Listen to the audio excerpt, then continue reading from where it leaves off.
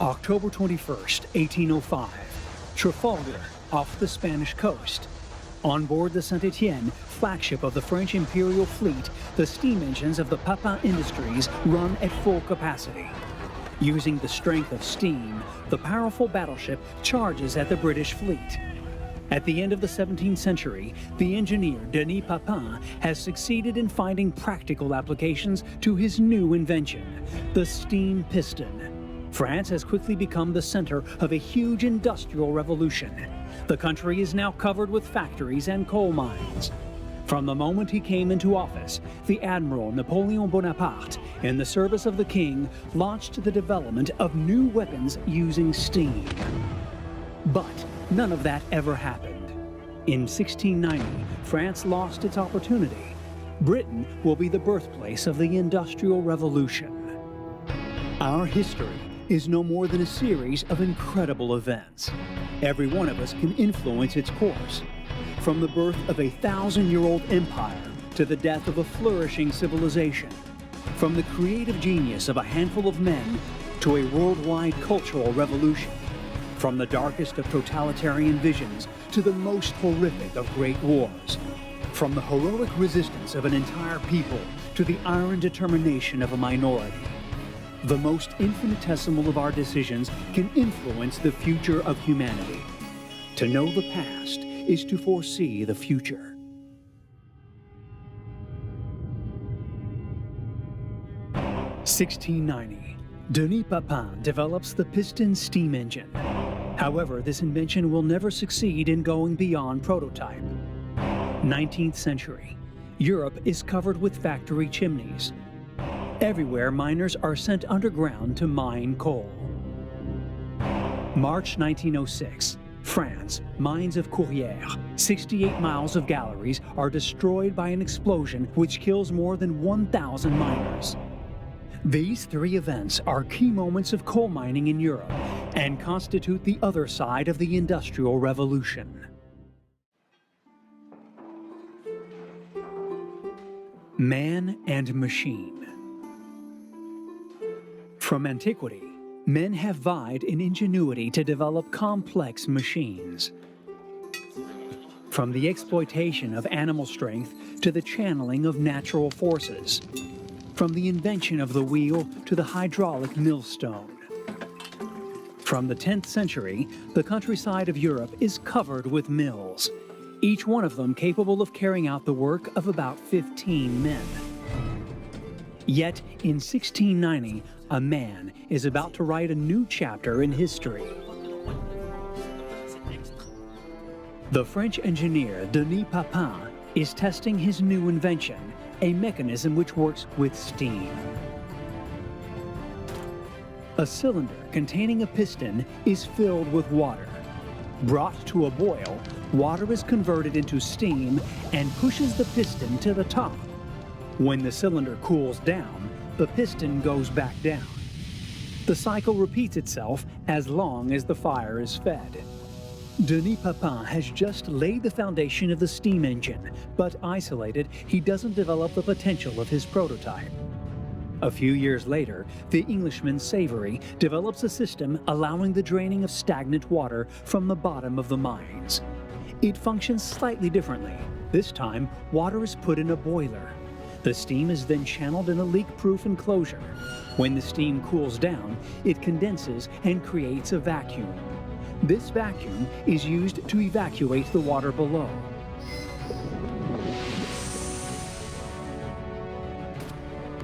In 1712, a third engineer, Newcomen, conceives his own pumping system combining the two previous inventions. The first steam engine in history. This allows just 2 men to drain as much water in 48 hours as 20 men and 50 horses working day and night for a week.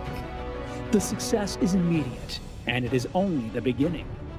Because these innovations have also affected other trades, the development of the flying shuttle for the weaving looms has quadrupled productivity. 30 years later, it is multiplied 20-fold. In Great Britain, production soars, prices drop, living standards increase, more and more important loans are granted to businessmen by the banks, academies flourish. Innovation radically changes British society.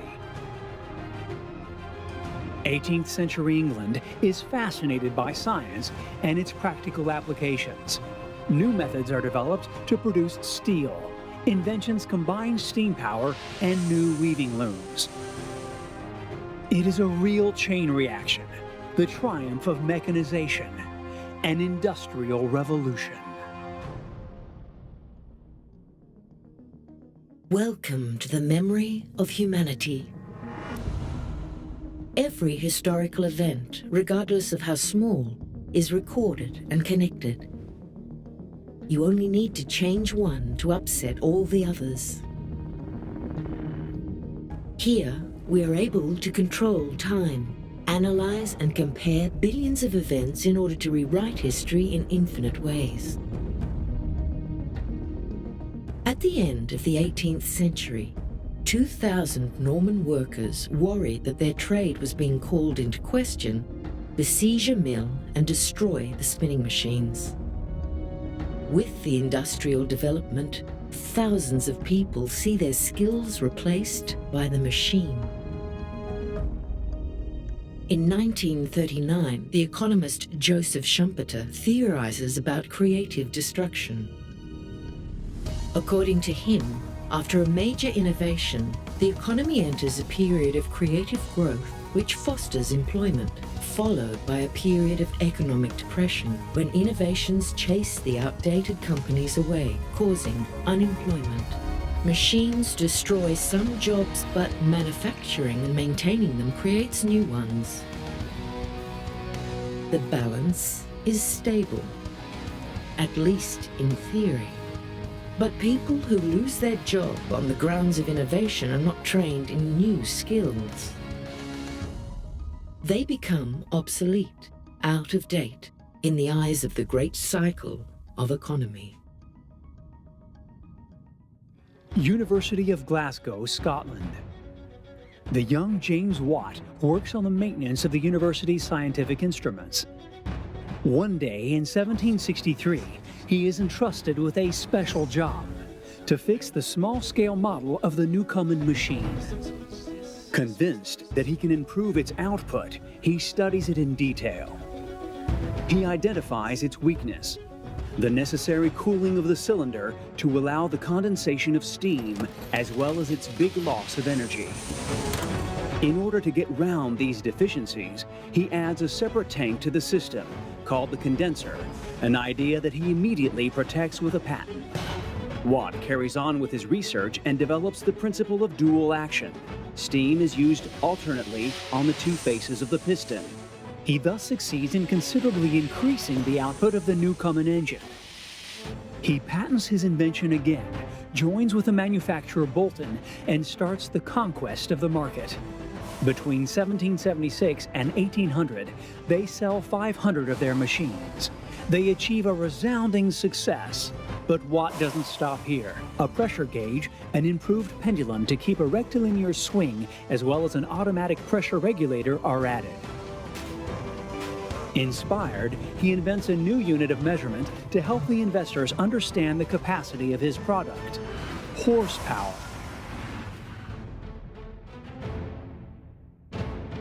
1 horsepower is equivalent to the strength necessary for a horse to lift 75 kilograms 1 meter high in 1 second. Backed by its 15 horsepower, the machine adapts itself to different kinds of uses: pumping of mines, gearing of mills, but also to boilers for locomotives and steamboats. The energy of men and animal is gradually giving way to the mineral energy. The West enters the steam age.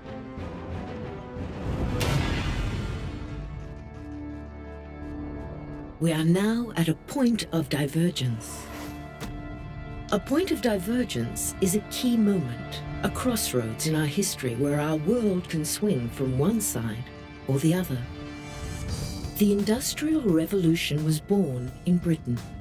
A quite exceptional conjunction of factors has come into play: economic dynamism, stable political situation, agricultural surplus, abundance of raw materials. Watt's genius was not only to develop a technology, but above all, to find practical applications for it. A few decades earlier, another point of divergence had almost changed the face of the world. From 1690, the Frenchman Denis Papin had understood the importance of his invention, especially its potential applications. However, for this Protestant with no resources, Catholic France had nothing more to offer. Exiled, he won't have the means to carry on with his work.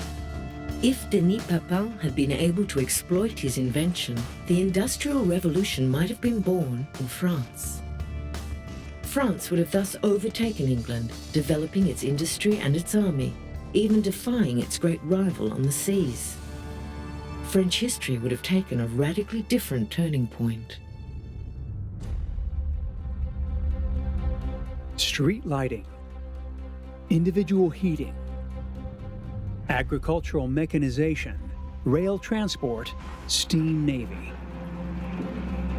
All of that thanks to a black and dirty rock deeply buried underground since the dawn of time. Coal. Coal is a fossil fuel.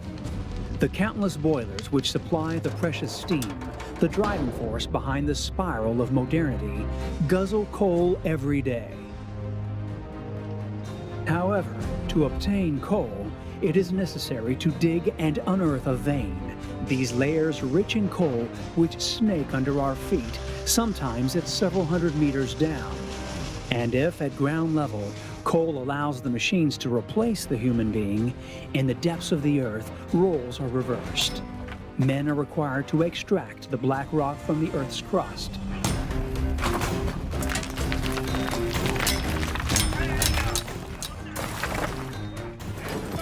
Every day, armies of miners converge at the foot of the mine's headframes. These huge metal structures will allow them to go down in the darkness, equipped with a simple lamp in search of this so precious ore for men at the surface.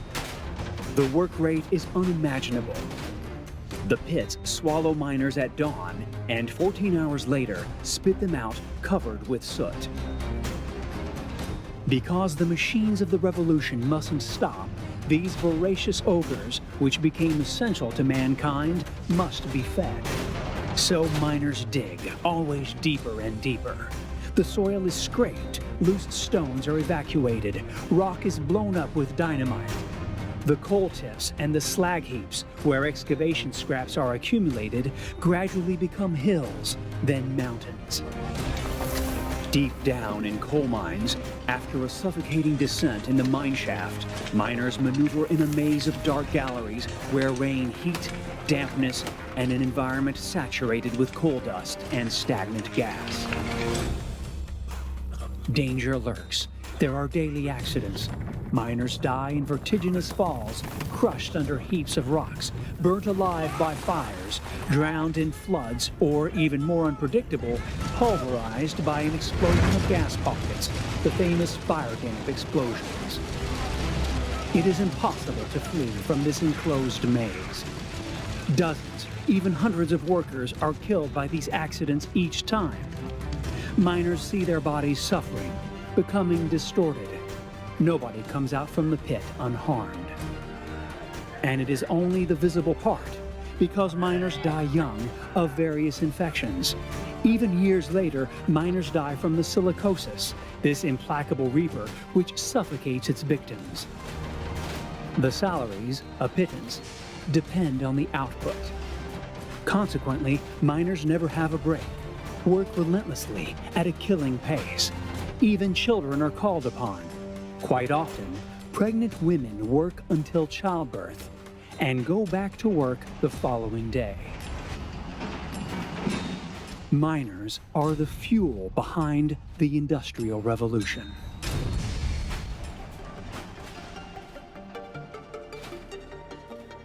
The 19th century was the era of both triumphant liberalism and the emergence of socialist ideas. Indeed, if landscapes were transformed by the appearance of factories and mine shafts, society has also experienced radical changes. Capitalism is a system in which means of production are held by private persons, favoring innovation and enterprising spirit. According to the economist Karl Marx, working is the essence of mankind, and society is divided into two classes. The proletariat is made up of workers, the capitalist bourgeoisie embodied by employers. For Marx, the proletarian refers to the person who has only his or her working force in exchange for a salary. On the opposite side, the capitalist is the person who enriches his capital by exploiting the proletarian. The two classes are in perpetual conflict, the capitalist pursuing benefit while the proletarian is hoping for better living conditions. A new fervor emerges from the working masses, longing for human dignity, social justice, and equality. The socialist movement behind these ideas emerges from the first half of the century. Its representatives will position themselves as defenders of the rights of the proletariat. It is the class struggle. In France, down in coal mines, this struggle will take a remarkable turning point.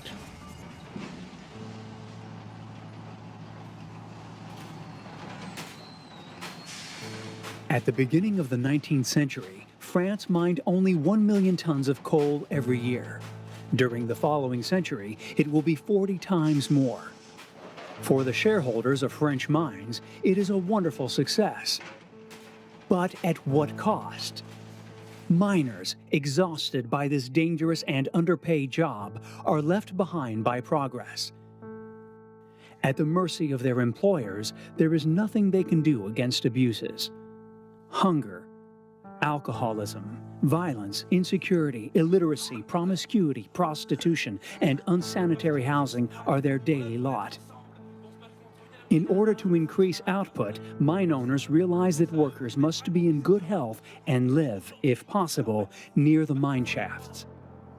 In areas surrounding the mines, they build workers' housing developments with shops, schools, and of course cafes and taverns. Fear of unemployment pressures people to accept anything. But gradually they understand that standing together and unified, they can make a difference. General strike is their means of action.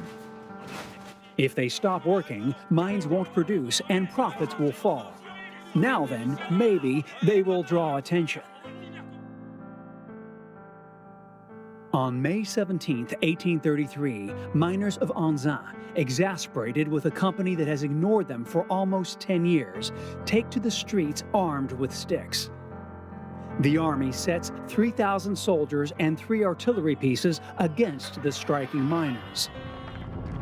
For the French state, there is no joking over coal supplies. In 1844, in Rive de Gier, during the transfer to Saint-Étienne of 17 arrested workers, the escort falls into an ambush and retaliates by fire and by sword. 4 years later, in the Saint-Étienne area, miners succeed in finding a stock of firearms. Determined, 400 of them attack a police station in order to free the prisoners on strike. Demonstrating an evolution of society, strikes, long forbidden, are authorized by the state in 1864. However, salaries don't increase and working conditions don't improve. Strikes, more and more violent, follow one another. Attack on ramming wagons in Lens, ambush in La Ricamarie. In Aubin, strikers offer their chest to the police and shout, "Kill us if it's what you want. Shoot us if you dare." In 1884, the Waldeck-Rousseau law authorizes the creation of trade unions. The federative union action will channel the workers' fieriness. The leaders of the miners' associations advise the strikers to be calm and moderate. Ever-increasing numbers of workers are even in a position to elect their own deputies. Progressive legislation is gradually enacted.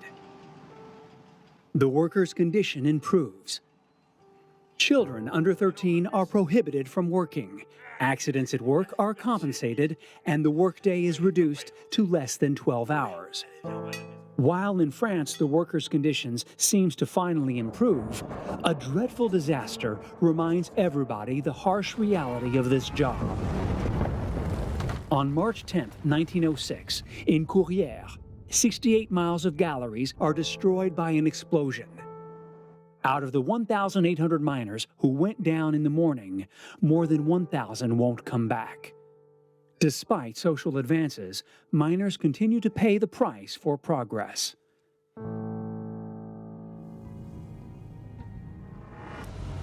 Progress left its mark on the 19th century. As a continuous evolution of society towards a collective ideal, progress should be on behalf of all mankind. Today is better than yesterday, but not as good as tomorrow. Development is unavoidable and even necessary to the world's smooth running. But the central question remains: who sets limits, and under what conditions? The invention of the gasoline-powered car is a symbol of progress. But if its development has generated many new trades, it eliminated many others. How many blacksmiths have succeeded in reinventing themselves into motor mechanics? How many miners died down in coal mines in order for us to enjoy all modern conveniences? Today, we understand that no matter how great the benefits, there are always costs to progress.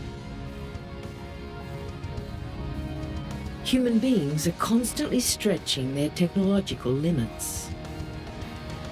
More than ever, the only objective is to innovate again and again without considering if it's fair or not to do so. Does material progress always make people better or happier? April 2004, Lorraine. The last French mine shaft is officially closed. After 3 centuries of intensive mining, coal is no longer as profitable as before. Coal was the blood of the Industrial Revolution, the lungs of the European rebuilding just after World War II, as well as the muscles of the Chinese economic awakening. But it now has been superseded by other sources of energy. Huge open-cut mines have replaced metal pit headframes. Nuclear waste has given way to slag heaps. Oil slicks have supplanted fire-damp explosions. Our world is changing once again. Our daily life is now flooded with cars. There is a massive population growth, and space is already being explored. At the beginning of the 80s, the world seemed once again ready to evolve. And then, a new machine arrived on the market, the first personal computer. During the following decade, it is the Internet's turn to revolutionize our means of communication on a global scale. Like James Watt's engine 2 centuries ago, these inventions have quickly become essential and transformed the economy, creating new jobs that people from the 19th century could never have imagined. Nowadays, while the digital revolution has not reached every country yet, a new one seems to emerge already. A new view of the future is promised by the convergence of technological advances regarding artificial intelligence, nano and biotechnology, and cognitive science. A world of tomorrow where the words work, employment, and career would be meaningless. A world where robots could do anything better than humans, from the manufacturing of cars to cooking to the composition of a violin concerto. A world where the human being would face the very question of his own fundamental purpose. But that is another story. Progress can be a frightening thought. At the very beginning of the steam locomotive, the craziest rumors were spread about this hellish machine which was going to destroy the countryside. Nowadays, fantasy and fears dominate debates about leading-edge technology. We hear about robots capable of talking to humans as equals, computers synthesizing our emotions, machines augmenting our intellectual abilities or even extending our lifespan. The future makes our heads spin so that we are greatly tempted to reject it outright. Even entrepreneurs like Elon Musk consider that the uncontrolled development of artificial intelligence could become the greatest threat for the future of humanity. Are we soon going to see the first robots breakers, similar to the machines breakers at the beginning of the 19th century? Who controls progress? Who decides that an innovation is good for mankind or not? Are men still in control? Fortunately, the main asset of the human race is adaptation. Because it seems absolutely certain that somehow or other these technologies will show up in our life. It is only a matter of time. Faced with this future revolution, every one of us has a choice to make. Going through this revolution as an onlooker and entrusting others with the task of shaping our future, or joining the fray and keeping control.